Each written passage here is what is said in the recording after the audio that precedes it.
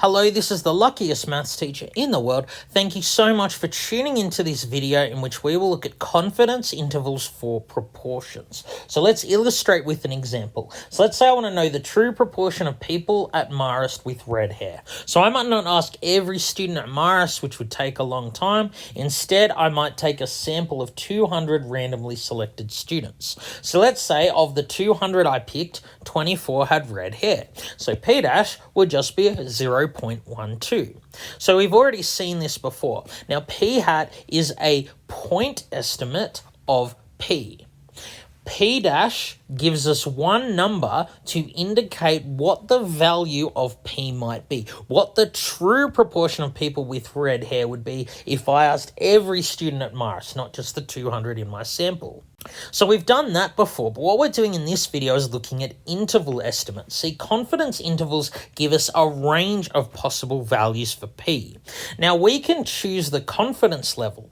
So we can choose whether we want to be, 80% sure that P lies within the interval. We can choose to be 95% sure that P lies within the interval, and so on. You're probably thinking, well, hang on, we want to be as confident as possible. Why don't we just be 100% confident? The problem is that the higher the confidence level, the greater the range of possible values for P. There is a trade-off between confidence level and the margin for error. So each of these are confidence intervals at different confidence levels for P, the true proportion of people at Marist with red hair. So notice in each of these confidence intervals, P hat, which is 0.12 in this case, is exactly halfway between the maximum and minimum value. So for example, this interval here says we can be 80% sure that the true proportion of people with red hair is between this 9.06% and 14.94%. But if we increase the confidence level to say 99%, now we can be 99% sure that the true proportion is between 6% and about 18%. So these numbers here, they represent the margin of error, the distance from the middle point, which is always P hat, up to the larger or lower value. So as the confidence level increases, so too does the margin for error. That means that the range of possible values for P is increasing. Now I put this one down here. You can't actually have a 100% confidence interval. It doesn't tell you anything. We know that P, because it's a proportion, always has to be between 0 and 1. You're never going to create a 100% confidence interval. I just wanted you to know that if we wanted to be 100% sure, the confidence interval doesn't give us any information that's useful. Okay, let's go through how to actually construct these confidence intervals. So, creating confidence intervals is based on this fact that we learned in a previous lesson. So, as n gets larger and larger, the z-scores of the sample proportion, they become more and more normally distributed. They get closer and closer to a normal distribution with mean 0 and variance 1. So let's say I want to create a 95% confidence interval for the true proportion of students at Marist with red hair. So this is the same example on the previous slide. We found P hat was 0.12 and I asked 200 students. So for a Z distribution, we can easily figure out these two values here such that 95% of scores lie between A and B. So if you put this into your calculator, you should get two values, minus 1.96 and positive 1.96. What we've actually found is that in any Z distribution, normal distribution with mean 0, variance 1, 95% of scores lie between 1.96 standard deviations below the mean and 1.96 standard deviations above the mean. So what are we going to use as our standard deviation here? Well, we're going to use this just using P hat for P. So here, the standard deviation will be the square root of P hat times 1 minus P hat, all divided by n, which is 200, because I asked 200 students. So putting that on our calculator, we get the standard deviation of about 0.02298. So what will be our confidence interval? Well, what we're going to do is create an interval here where 0.12 is in the middle. So this number up here will be 1.96 standard deviations above the mean. And of course, A will be 1.96 standard deviations below the mean. So here our mean is going to be 0.12 because remember the expected value of p hat is p.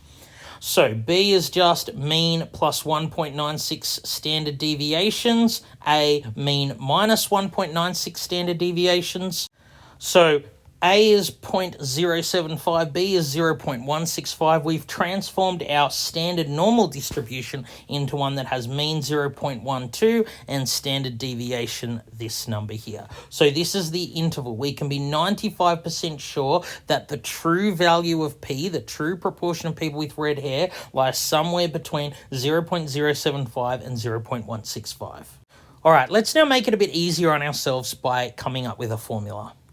So we can just use this formula here. This is the lower number of the interval. This is the upper number of the interval. So here, this thing in the square roots is just the standard deviation, and Z is the value associated with the given confidence level. So if you want to use a confidence level of 90%, use this Z value, 98%, use this Z value, and so on. If you want to use another confidence interval, so let's say 93%, you use inverse norm and the center function to find out the associated value of Z.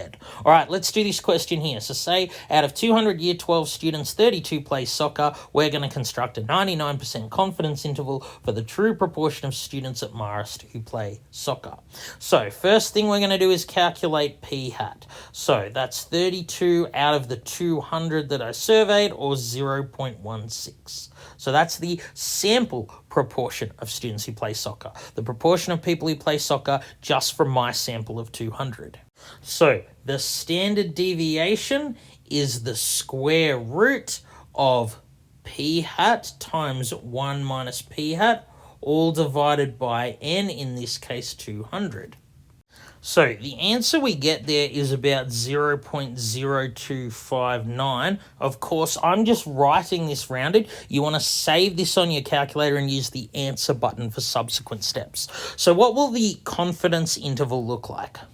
So it will be p hat minus, so in this case, the Z value I'm going to use is 2.576 because it's 99%. So the lower limit of our interval is p hat minus Z times standard deviation, and the upper limit is p hat plus Z times standard deviation. So putting that in our calculator, we get for the lower limit and upper limit. You should always check your answer and make sure p hat, in this case 0.16, is halfway between lower and upper limit. So what does this actually mean? It means that 99% of confidence intervals constructed in this way would contain the true value of p, the true proportion of students at Marist who play soccer. We can be 99% sure that the true proportion of students who play soccer at Marist is within these two values here. So the margin of error here is the distance from p hat up to the large one, or from p hat to the smaller one. It gives you the same number. The margin for error here is 0.0668. And the interval width is double that. The interval width is 0.1336. So this interval is quite wide. There's a 13% difference between the lower and the larger number, but there's quite a difference because our confidence level is very high. If we wanted to reduce the width of the interval, we'd have to reduce the confidence level. All right, thank you so much for tuning into this video. This has been the luckiest maths teacher in the world. Have a great day.